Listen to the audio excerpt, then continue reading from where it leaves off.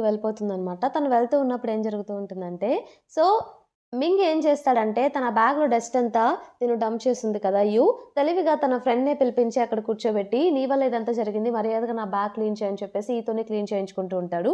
అలాగే ఇది కూడా చెప్తూ ఉంటాడనమాట. "బెయ్యి గురించి రూమర్ నువ్వే కదా స్ప్రెడ్ చేశావు. నీ వల్ల నన్ను తప్పుగా అనుకుంది. నేను చేశానని చెప్పేసి కన్ఫర్మ్‌గా నీకేదో ఒక పనిష్మెంట్ ఇవ్వాల్సిందని" చెప్పి చెప్తూ ఉంటాడు. ఈ మాటలన్నీ విన్న అప్పుడు అర్థమవుతుంది. అంటే నా సిస్టర్ మ్యాటర్ స్ప్రెడ్ చేసింది మింగ్ కాదా అని చెప్పేసి, మింగ్ నిజంగానే మంచోడనుకుంటా అన్నట్టు తననుకుంటుందనమాట.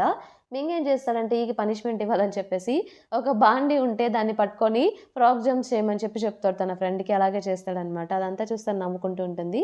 ఆ రోజు నైట్ ఇంటికి వెళ్ళిన తర్వాత అక్కడ పక్కనే మింగ్ షూస్ ఉంటాయి కదా! ఒకరోజు ఇస్తాడు. సో, ఆ షూస్‌ని క్లీన్ చేసి మళ్ళీ రిటర్న్ ఇద్దామని చెప్పేసి అనుకుంటుంది. వాళ్ళ పేరెంట్స్ ఏమో రెస్టారెంట్‌లో కూర్చొని మనీ వాళ్ళకి సరిగ్గా ఆదాయం రాదనమాట. అలాగే ఇల్లు రెనోవేషన్ చేయించడానికి కూడా వాళ్ళ నాన్నగారు వాళ్ళ పేరెంట్స్ వాళ్ళ ఇల్లు. సో, కొంత మనీ పంపించాల్సొస్తుంది. దాని గురించి వాళ్ళు డిస్కస్ చేసుకుంటూ ఉంటారు. మనీ లేవు, ఇక్కడ స్కూల్ ఫీజ్ కట్టాలి, ఏం చేయాలో అర్థం కావట్లేదు, ఖర్చులు ఎక్కువైపోతున్నాయి అని చెప్పేసి పాపం.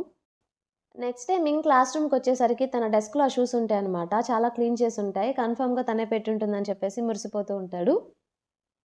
క్లాస్ అయిపోయిన తర్వాత తన కోసమే వెయిట్ చేస్తూ ఉంటాడు. అప్పుడే తనొస్తుందనమాట.